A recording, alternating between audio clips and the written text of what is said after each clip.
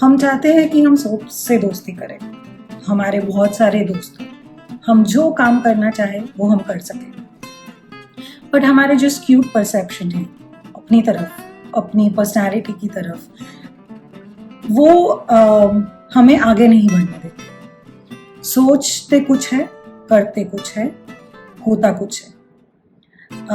हम सोचते हैं कि ये तो नॉर्मल है, सबके साथ ऐसा होता है, तो फिर इसमें कोई नई बात क्या है। हाँ, ये नॉर्मल है, सबके साथ ऐसा होता है। प्रॉब्लम तब होती है जब इसकी फ्रीक्वेंसी और इसकी क्वालिटी जो है वो रिजल्ट्स डैमेज देती, यानी कि हम ग्रो नहीं कर पाते हैं अपने रिलेशनशिप्स में, चाहे वो ऑफिशियल हो, चाहे वो पर्सनल हो, चाहे वो एजुकेशनल हो, चाहे वो दोस्तों के साथ हो। तो जब ये सब जगह पे हम अपनी कोई पकड़ी हुई सोच के साथ आगे नहीं बढ़ पाते, that is the time when we can see that this is not normal and we need to work and challenge our cognitive errors. Before we begin, allow me to welcome you to Panchayat with Parita, and we begin with cognitive errors to understand it better and deeper. The first one, अंत से शुरुआत, jumping to conclusion.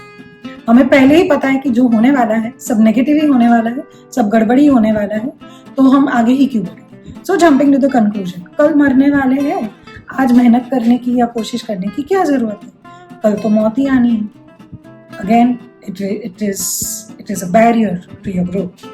Anything that is a barrier to your growth can be counted as a cognitive error. So first, अंत से शुरुआत, jumping to conclusion. आपकी सोच हमारे पास, mind reading, मुझे पता है वो क्या सोच रही है, उसके दिमाग में क्या चल रहा है, मुझे सब पता है, दैट इज माइंड रीडिंग। आपका भविष्य भी हमारे पास, यानी कि फॉर्चून टेलिंग। ओके, जो हिंदी में मैं बोल रही हूँ वो मैंने खुद ने बनाए हैं और इंग्लिश वाले बिहेवियर थेरेपी में है, so please don't confuse it with the therapy itself. ये एरन बैक के बनाए हुए नाम नहीं है, ये मैंने दिए हुए नाम है ताकि मैं उसको बराबर से याद रख पाऊँ। So the third one, Fortune telling. Fortune telling में अक्सर हम ये सोचते हैं कि आगे चल के क्या होने वाला है, गड़बड़। It is very similar to the one of jumping to conclusion. That's why जो नंबर्स है मैं उस पर ज़्यादा गौर नहीं करना चाहूँगी कि 15 है या 19 है, क्योंकि ये सारे ना काफ़ी एक दूसरे के साथ मिले जुले से। आपका अंत करेंगे कैटास्ट्रोफाइजिंग, यानी कि ओवर एग्जैजरेशन। चलते चलते मैं गिर गई, मुझे फ्रैक्चर आने वाला है, and I will just start yelling, मेरा पैर टूट गया, मेरा पैर टूट गया, and you know, हुआ हल्का सा एक स्प्रेन, बट कैटास्ट्रोफाइजिंग, कोई भी चीज़ को ओवर एग्जैजरेट कर देना। हमारा तो कल्चर ही है, हम ये कॉग्निटिव एरर में काफ़ी जीते हैं। देन आगे क्या, व्हाट इफ। ज़्यादातर जो लोग एंजाइटी के साथ डील करते हैं वो व्हाट इफ कॉग्निटिव एरर में काफ़ी घूमते रहते हैं। आगे क्या होगा, अगर ये हो गया तो, अगर शेयर मार्केट नीचे उतर गया तो, अगर स्काई गिर गया तो, आगे क्या, आगे क्या, व्हाट इफ। देन या तो हार या तो जीत, यानी ऑल और नथिंग थिंकिंग। या तो मैं बहुत अच्छी हूँ या मैं बहुत बुरी, black and white thinking. These people have difficulty seeing the shades of grey. And ये ज़्यादातर borderline personality disorder में पाए जाते हैं। Remember, any one symptom or trait is not diagnosis of anything. So किसी की अगर black and white thinking है तो इसका मतलब ये नहीं कि उसको BPD है। It's just one of the trait of many other clusters of BPD. Then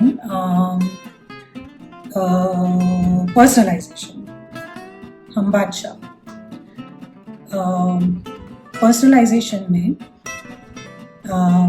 हम सारी चीज़ें पर्सनली ले लेते हैं। मेरी ही गलती है, मुझसे ही कुछ गलती होगी।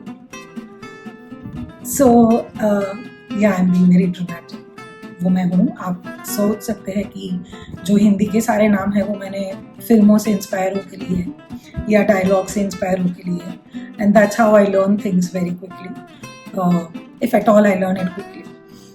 ओके, देन ब्लेमिंग में पर्सनलाइजेशन का उल्टा, यहाँ पे हम सारा गलती है वो किसी और पे डाल देते हैं, वो उसकी गलती है, मैंने तो सब कुछ सही किया, उसने गड़बड़ कर। ब्लेमिंग, पानी मांगोगे दूध देंगे। ओवर जनरलाइजेशन में failure of accomplishing one task means failure in everything. So मुझे मैथ्स में 21 आए out of 100, so I decided कि बाकी सब सब्जेक्ट्स में भी मेरे कम ही आएंगे। क्यों? क्योंकि एक में कम आए तो सब में कम आएंगे। सो ओवर जनरलाइजिंग, बिफोर कोई जजमेंट निकला, बिफोर रिजल्ट बाहर आया, उससे पहले मैंने रिजल्ट दे दिया कि आई एम तो going to flunk in everything because I flunked in one subject. So that is over generalizing. Discounting positives, तुम्हारी अच्छाई हम नहीं देखेंगे, यानी कि फॉर एन एग्जाम्पल एक हाउसवाइफ है, शी इज़ वेरी केयरिंग, सबका ध्यान रखती है, बड़ों को मानती है, बच्चों को प्यार करती है, बाहर जाती है, काम करती है, घर में पैसे देती है, पर खाना बनाने में वो अच्छी नहीं है।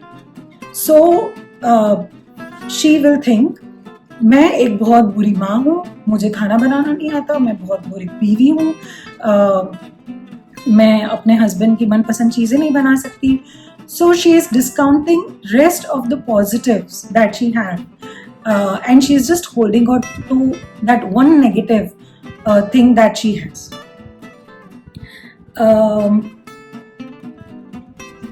Then सर्वश्रेष्ठ या संपूर्ण शून्य, मैग्निफिकेशन और मिनिमाइजेशन। या तो हम चीजें बढ़ा चढ़ा के बोलेंगे या तो हम उसको शून्य कर देंगे। Again, it's very similar to black and white thinking. As I said, they are very much interconnected. Then, भावनाओं से चर्चा, emotional reasoning, यानी कि I feel it, that's why you said it. तो किसी ने कहा कि मैं तेरे घर पे नहीं आ पाऊंगा, and I felt कि she hates me. So, because I feel that she hates me, she does hates me, वो एक रियलिटी बन जाती है, और फिर मैं उसको इमोशनल रीजनिंग देती हूँ। This is true because I feel it, मैं ये फील कर रही हूँ, ये मेरी बिलीफ है, मेरी फीलिंग्स को मैं कैसे जुटला सकती हूँ। So that is emotional reasoning. Then करनी ही पड़ेगी, दिस इज माई फेवरेट। मेरे पास बहुत क्लाइंट आते हैं जिनको मुझे एक्चुअली बोलना पड़ता है कि जितनी बार शुड बोलोगे आपको मुझे पैसे देने पड़ेंगे। So this is should statement. I should have got Mercedes by now. I am 40. I should have been married by now. I am 30. So एक नंबर होता है और नंबर के साथ आ जाते हैं, या फिर she should take care of her skin. She is dark. Shoulding all around. That is should. That's also, by the way, too much of a use is a cognitive error. Then फिर पछताएंगे, regret orientation. ये मैंने क्या कर दिया, ये मुझे नहीं करना चाहिए था, I should have been better judge of what is going to happen in future. मैंने गलत डिसीजन ले लिया.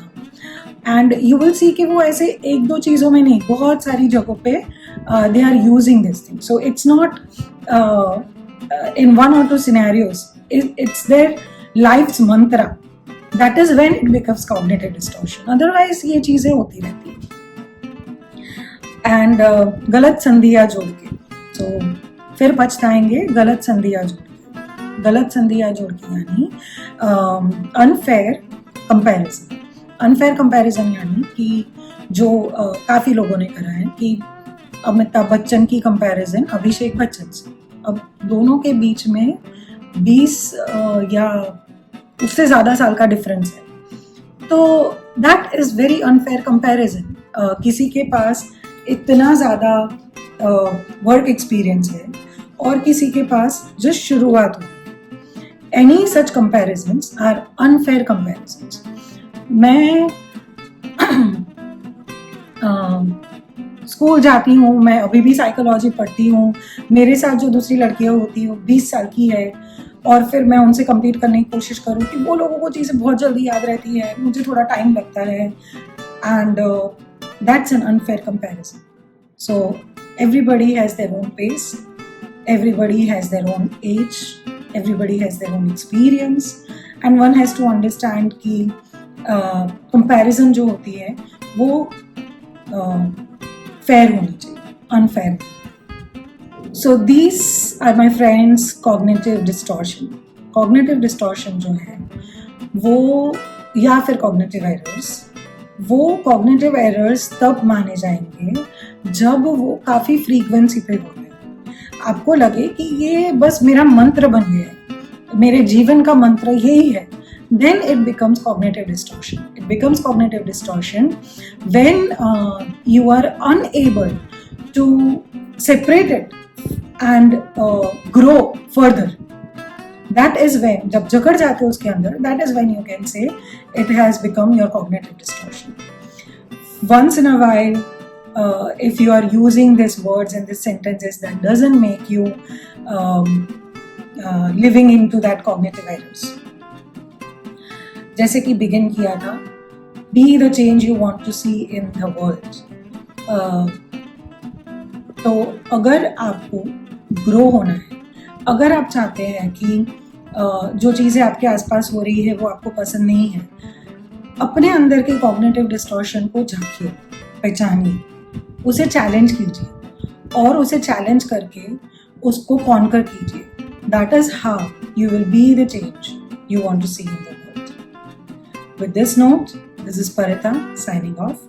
Bon voyage!